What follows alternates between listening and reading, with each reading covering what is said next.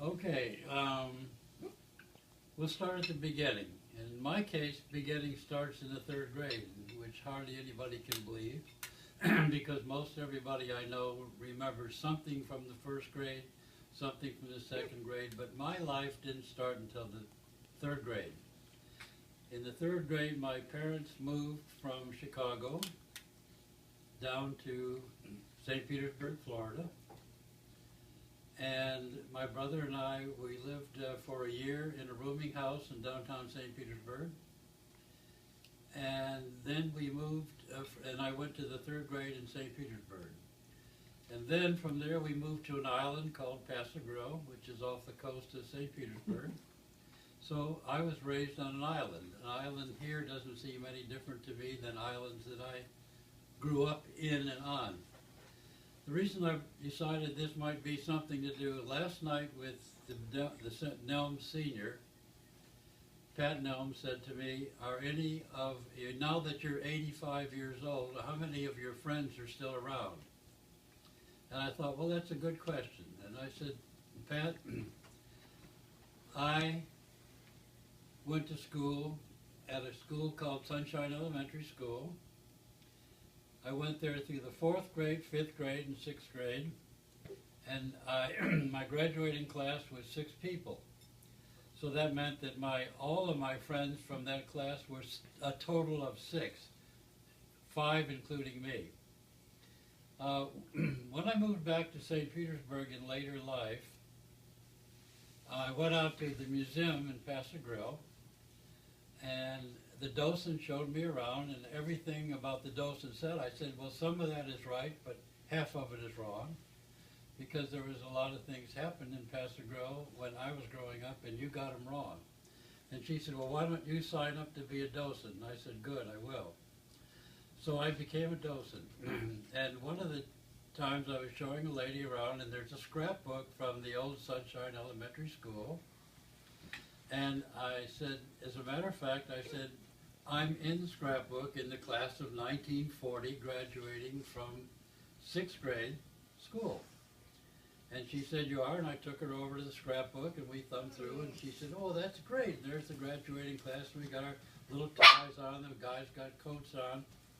And she said, are any of these people, do you stay in touch with these people? And I said, well, let me see. Here's George Carpenter. He died about 5 years ago.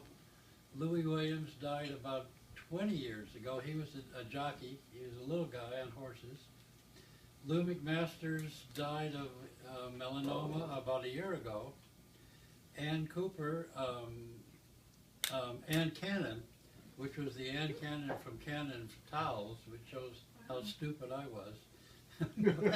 Anyway, and Ann Cannon lived in Hendersonville, North Carolina, and she died about 4 or 5 years ago. So I said, you know what? I am the last one. I am the last survivor of that class.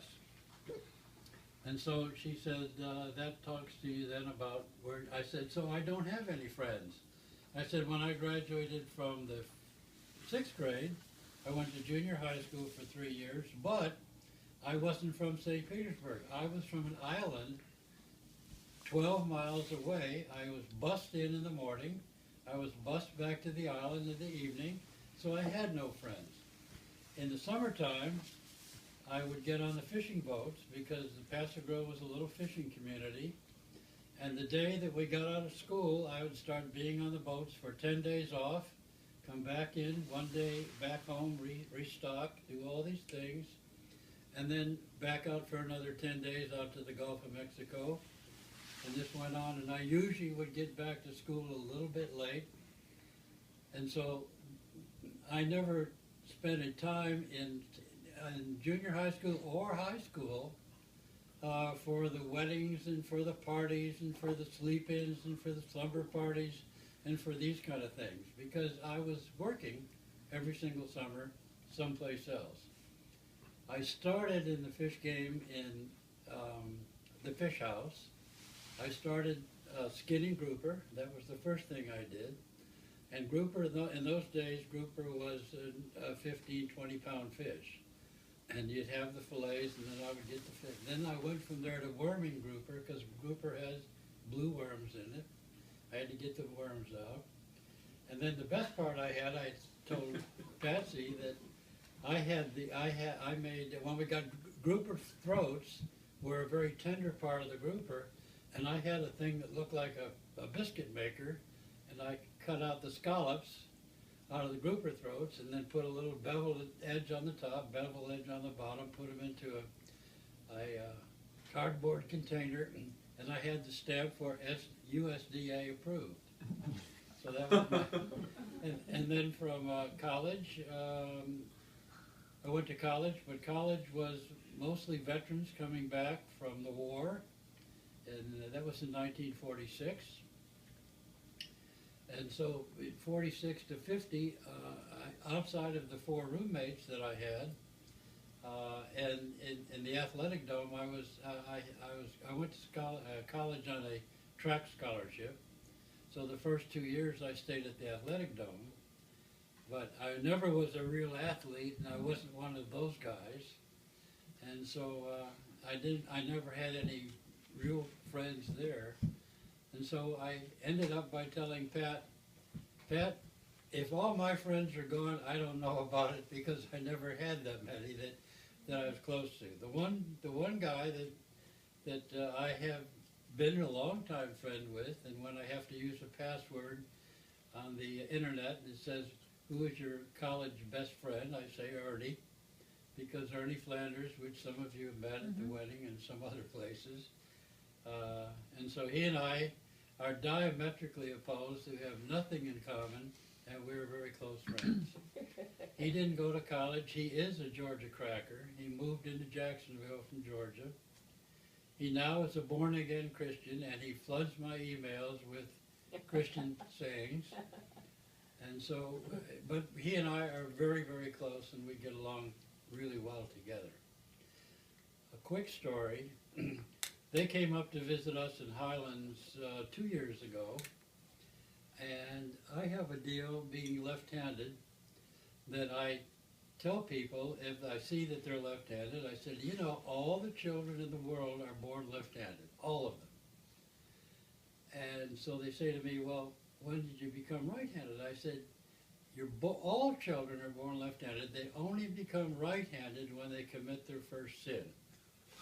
So the waiter we had with Ernie and Sandy was left-handed. So I told him that story, and he said, well, that's great, because I'm still left-handed. And I said, well, if you haven't noticed, so am I. So you and I both are. He said, gee, that's really wonderful. That's great. I like that story. So when we left, Patsy and I stopped by the candy shop to pick up some candy. And Ernie and Sandy went on out the door, and as we're leaving, the same waiter is standing at the door. And he said, I guess your friend didn't believe your story. And I said, what do you mean? He said, well, he handed me this, and he handed him a little religious book that Ernie passes out when he goes and sees somebody. And so he said, he must not have believed I was without sin. And he tried to give me the book, and I said, well, I don't need it. Yeah, right.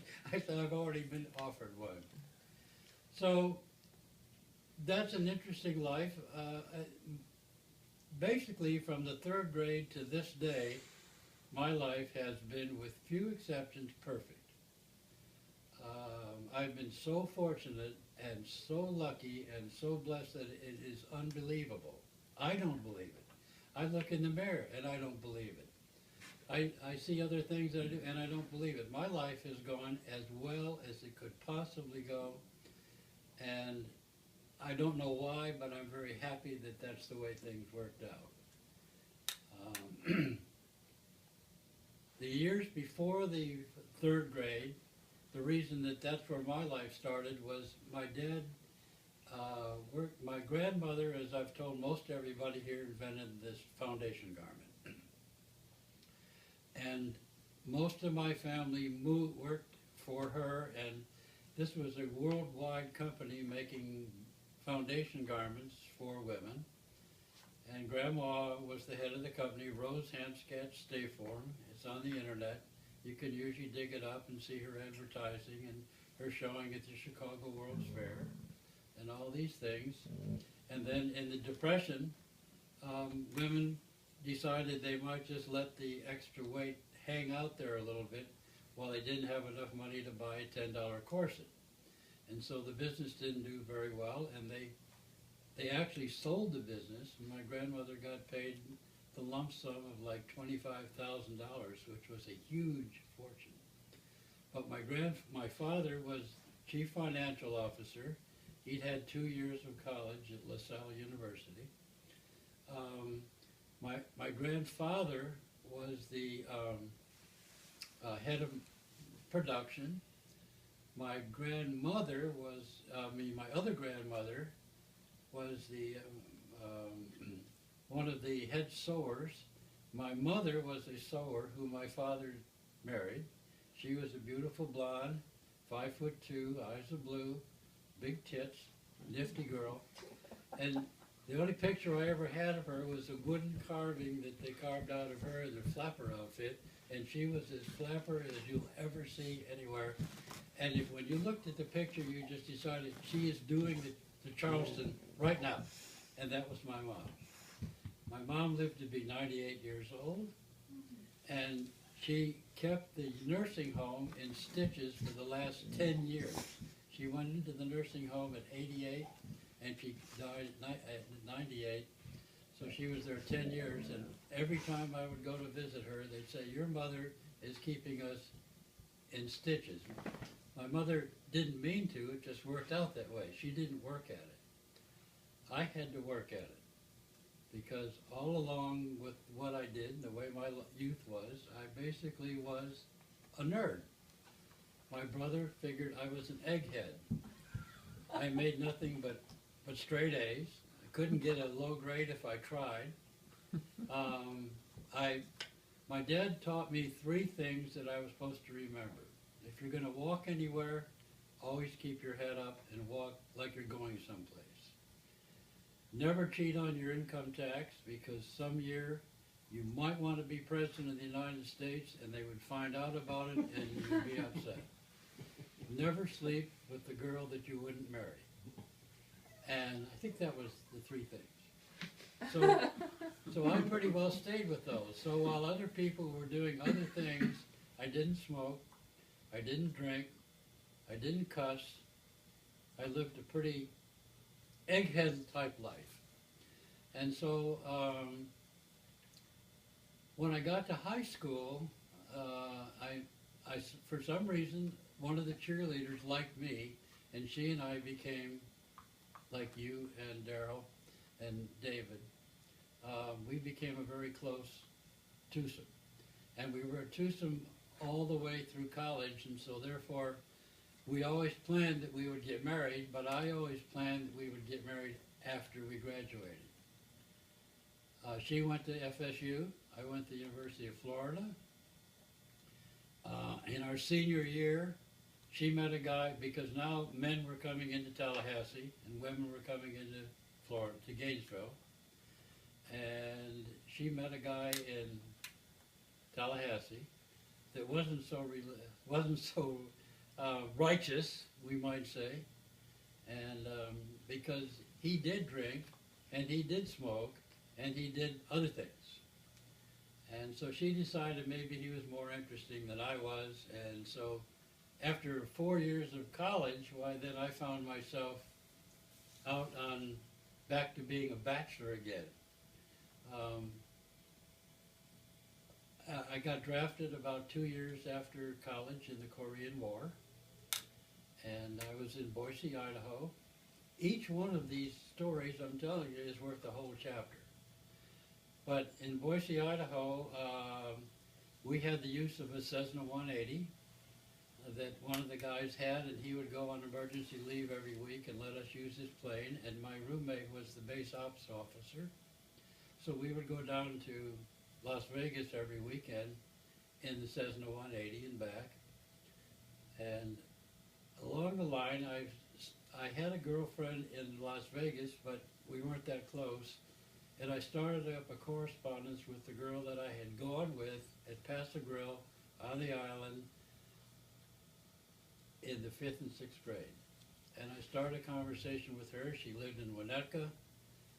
Now I'm in Boise, Idaho. She writes to me and she said, why don't you come down and visit? I work for the Bank of America in Palm Springs. And I said, well, I will when the snow melts, but the snow is so good up here. And I was on the ski patrol at Sun Valley. And I said, the snow is so good up here, I can't come down right now. And she wrote me back and she said, well, why don't you just forget it? Because if you would rather have the snow than coming down and see me, okay, goodbye. So I did come down January, February, March. I did come down in March. I got 2 3-day passes in a row. I went to Palm Beach. We borrowed $10 from her brother. We drove to Las Vegas. We got married. Little white church in the chapel, I think it was. I bought with the $10. It was $5 for the wedding. We had a minister who was a gay Lutheran minister, and we had two girls. One showed up on each side with Lillian Osborne and Nellie Gunn, and they were the witnesses to our wedding. I paid $3 for white roses, which is the rose of Sigma Chi. So we had that, and I probably used the other $2 to tip them. I can't remember what happened to that. Anyway, we got married there, and I sort of, that's where I lost my virginity. I'm 25 years old. So that's what that happened, and of course I had never bought condoms, and so I didn't have any that night, and that's the night that my wife got pregnant. So I got back to the base, and Judy called and said, you know what, I've missed my period here, I might be getting pregnant. She said, well, if I am, I am. And I said, I told everybody at the base. I said, gee, that's the greatest girl. And I told her, I repeated the telephone conversation. 2 weeks later, she called again and said, wah, I'm pregnant. We had planned that Judy would stay with the Bank of America. She was an escrow officer and making very good money. I would keep in the service making good money as an officer, married. And that gave me quite an increase in pay. And I had another year to go in the service. And when our year was up, we would be millionaires because we'd have all this money accumulated. Well, when the year was finally up, we had a new baby, Charles. We had 25 still dollars, and this probably 10 still belonged to her brother. Judy had to fly home on a DC-3. Which stopped in Chicago and Cleveland and God knows where. It took her like 15 hours to fly from Boise to St. Petersburg because we went back to where my folks lived, and then I drove the car home, and so that's another chapter. That one is the whole chapter, and each one of these things could be a chapter. I could have an entire chapter starting with my grandmother, who probably is the most important person in my entire life. I could then go into my immediate family, my dad, my mother. The nice thing about when we moved out to the island is that my dad, when we were in Chicago, he belonged to 2 country clubs, Tam O'Shanter and Medina.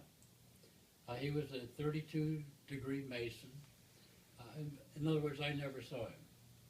And when we got to Paso Grill, while there wasn't any money, my dad became town clerk at Paso Grill finally for, I think it was $50 a week. And we bought an old house at Paso Grill, which was one of the first houses built in Paso Grill. And I think we bought it for $500. That would have been when I was 3, so 28 and 9, 1937.